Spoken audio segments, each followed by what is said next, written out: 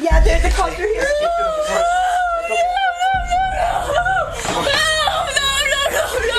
This is a true crime case about Rachel Henry, a young mother who will soon realize the unthinkable truth behind the quiet stillness of her own children. Before we begin, today's video does not contain shocking visual images. You can rest assured to follow along with me. In the coming hours, body cam footage would show a casual conversation on a porch, slowly revealing the truth, and a confession that still shocks investigators today.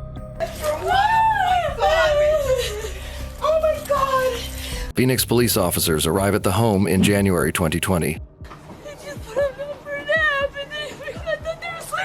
Body camera footage shows a mother only hours before she would later admit to causing the loss of her 3 young children, Zane, Mira, and Catalea, ages of 3, 1, and 7 months.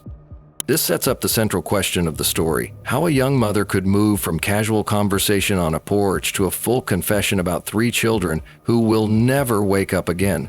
This is still the scene of that fateful evening with the body cam. People cry out and call on God as responders move around the room.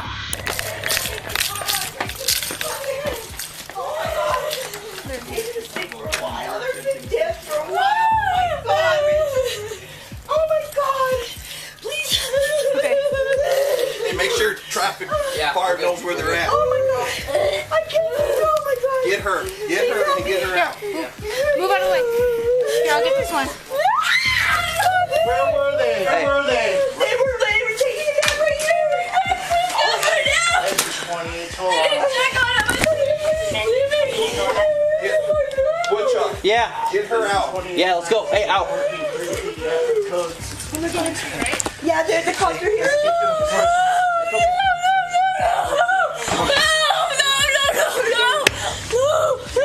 I know, it's okay. It's okay. Were they on the bed? They were leaving. It's okay. It's okay. You're okay. No, it's okay. No.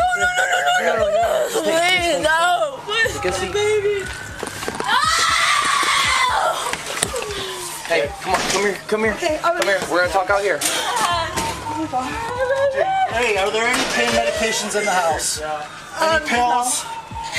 Just the medicine that she has. And all the medicine she has for babies, I guess. Right here in the drawer. Right here in the drawer. Okay. Hey, I know. Let's go outside. They keep on coming back inside. Yeah. Hey, come here. It's okay. Come on. Let's go outside. Mike, control those 2. At this point, the police gently separated the mother and family members from the living room, creating space to begin examining the scene. No. Is there a chair or something she can sit in? Maybe that one.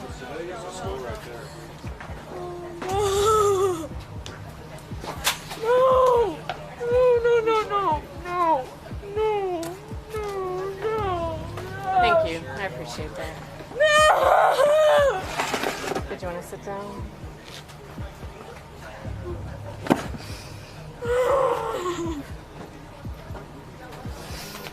Oh my god. Can I get your name, ma'am? Rachel Henry. Rachel Henry? Okay. In the video, Rachel Henry tells police that her children are unwell, but seconds later she changes her tune, begins to blame and concoct a different explanation. She kept telling me to clean the house. Everyone wanted me to clean the house. I was cleaning the house. I did the laundry. I was cleaning it. I thought they were sleeping. They fell asleep watching a movie. And I came home and he was laying on the couch and I told him to watch him. Oh, sorry. I told him to watch him. He's been laying on the couch. This is, He's been laying on the couch. Mom, Rachel Henry. He's been laying on the couch since he got home. And then we went to go get a pizza. That's what I thought. And then I went to check on him and his mother again. Don't forget to like, subscribe, and share the video to spread awareness. No, I need you to stay right I told him to check on them. I told him to check on them. Please, no. My babies. I you to stay out here with me. Please, I know you want to go in there, man, but I can't let you back in there. Okay? I just need you to sit out here with me. Okay? I was gonna take him to work today because it's a holiday. We didn't know it was a holiday. I was gonna get my driver's license. I was gonna get a job. And I can get my own place and everything, and my babies would be fine. He wanted to go take the babies to daycare. And I don't understand why he could never handle the babies, but I mean, nobody would. I mean, I just thought they were sleeping. I just thought they were sleeping.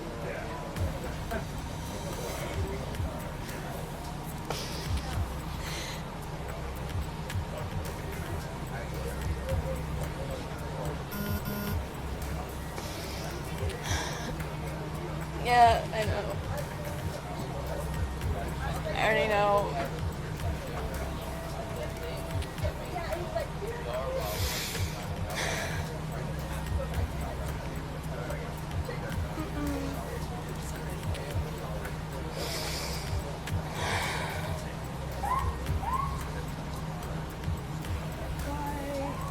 Why? Why me? Why me? He didn't ask for anything.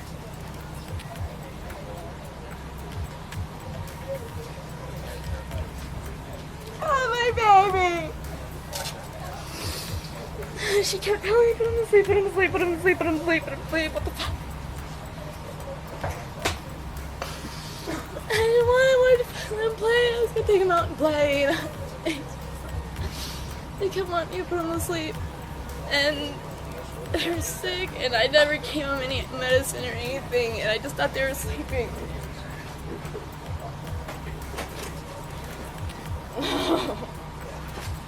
No.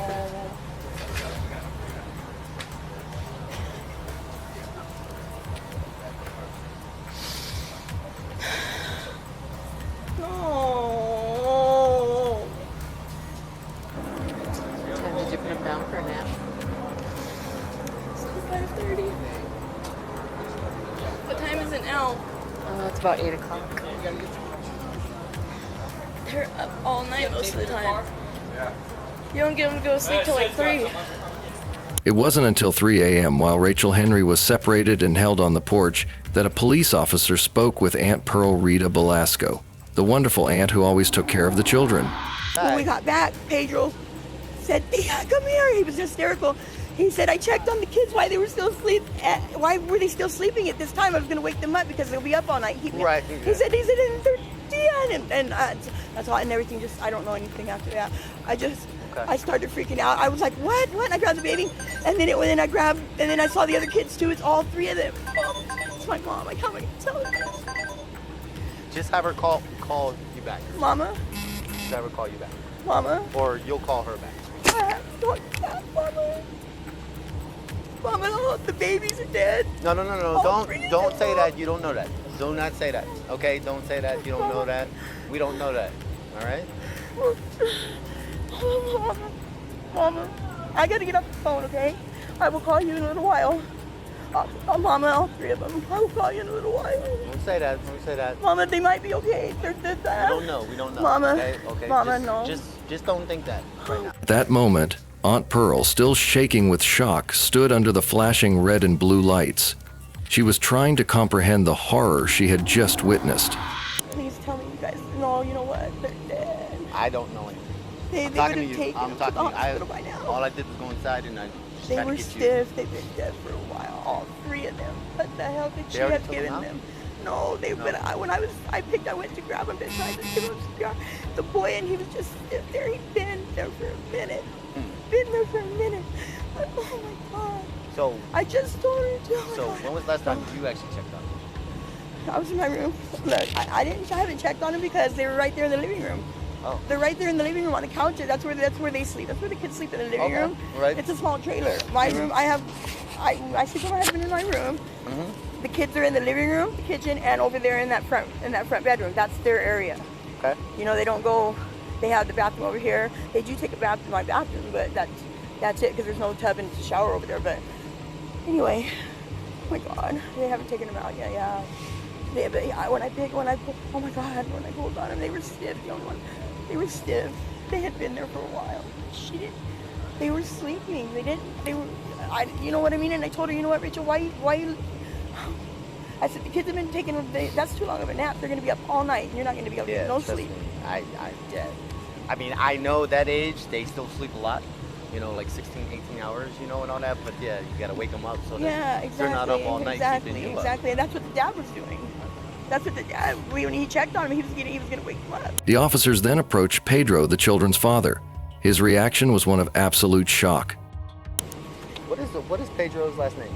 Rios. Rios? Rios. Like R-I-O-S? R-I-O-S. You know his birthday? Is he here? I don't know. That's what I was saying. Because he was freaking out. He was freaking out. He came home, he was here. He was here. He's the one who said, Tia, come in here, the babies. So he should be here somewhere. He went in the room. He went into he was freaking out. We started getting him. You know what? I really can't tell you.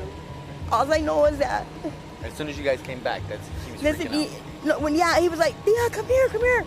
Because the babies he goes, I went to wake him up. I checked on him, I went to wake him up, and they're not responsible. The baby was, no. What did she, you know what? The girl is weird.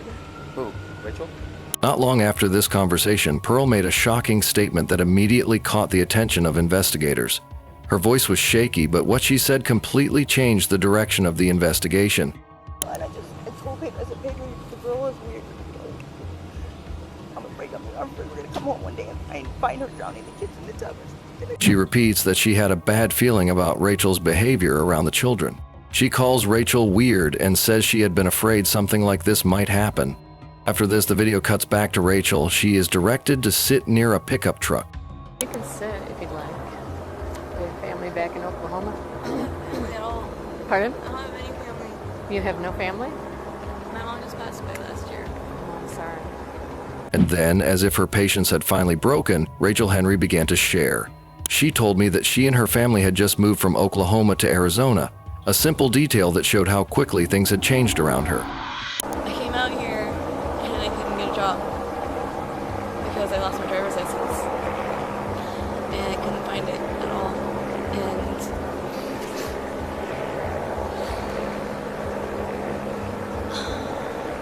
all I wanted to do was get a job, and I kept trying and I was trying to get turn my life around, get my act right, and I still am, and I'm definitely going to now. In every possible way. Pearl's bad feeling about Rachel becomes one of the clearest examples of a warning sign that came too late. Then admits she has struggled with drug use. I had a problem, but I don't want to do it no more. And it just,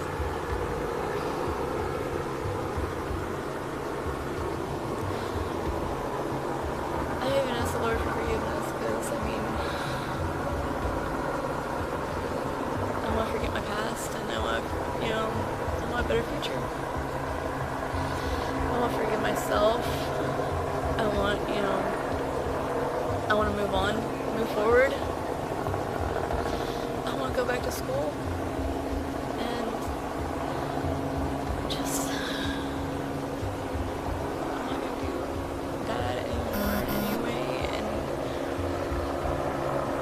it just, so I just asking the Lord for forgiveness so I can move on and start over and start fresh and forgive myself because I have a problem, and that's the first step to recovery is admitting that I have a problem. But What was your addiction? first it was weed, and then it was methamphetamine, and then I stopped, and I'm not doing it anymore because I don't want to be like that no more, ever again, ever. And I don't know, I want to be a better person, and I want to go back to school. I want to get a better job. I want better opportunities in life, and I mean, I never asked for any of the problems that I had because I was crazy and stupid She says acknowledging she has a problem is the first step in recovering. She talks about wanting to go back to school, to get a better job, have better opportunities, and become a better person. And the conversation with the police continued. I want a better life. I hope you get that someday.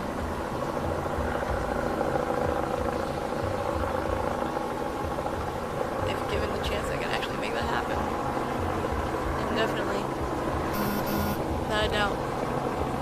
Because, I mean, I'm going to do everything I can in order to do a better life. You're very young. You've got a lot of time ahead of you. It's going to take you a long time to process this.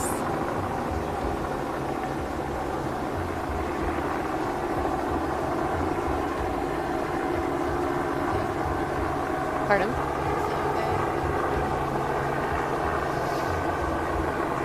Probably going to need to go through some counseling.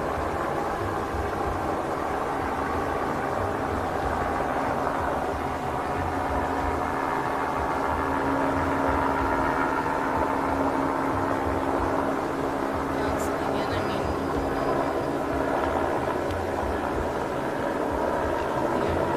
rehab, and I mean, I'm willing to do anything in the world, without a doubt. At one point, officers tell Rachel that detectives want to speak with her downtown at the police station rather than at the scene.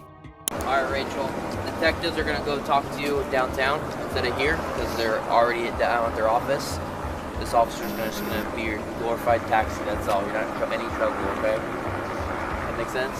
Yes. Okay. Do you want to take your water? 620, log her in.